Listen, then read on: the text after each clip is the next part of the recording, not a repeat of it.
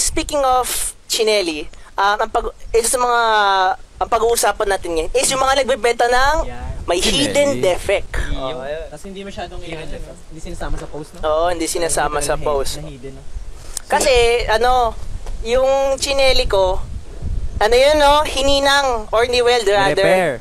Tapos, kapag nakikita namin na binebenta, hindi sinasabi yung issue. So, hindi sinasabi yung issue. Tapos, hindi lang yun, Hindi lang yun. Mga putang ina. Uy. Ito talaga. Bawal yun. Hindi. Pwede daw, sabi niya hindi siya. Pwede daw, sabi niya. Fuck this shit. Magmumula ako, no? So, okay, imagine guys, mo yun, no? Nagko-comment ako, uy, actually, hindi ko nga sinasabi yung specific issue. Sinasabi ko lang. Kasi di ba, meron akong group, Omni Manila. Sinabi ko na ilagay mo yung issue kasi nasa rules yun ng group ko. Tapos sabi niya, okay, sige, sabi ko.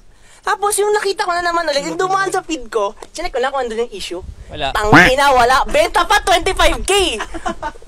Ang kapala mo ka, oo. Parang, niloloko muna yung tao. Hindi lang yun, Iba pa yung dropout.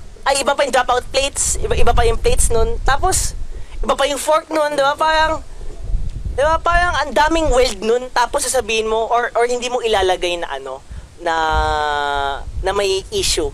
It's like saying na wala naman akong sinabi. Wala naman akong kasalanan, wala akong ginawang mali. Yun yung ginawa mo mali, wala kang sinabi. Ano yun? Misinformation talaga. Misinformation sobra. Pangit magbenta ng misinformation. It's like saying na magbebenta ako ng Liberty na original pero copy pala. Na brand new. Ganon. Grabe ka naman, Admin. Uy, wala akong pinapatamaan Hindi, nasa isip ko lang kasi Liberty. Kasi yung pumasok ako sa shop nila, andun yung Liberty. Liberty Nemesis. The views and opinions of the guests do not reflect the views Soundcast. The Soundcast.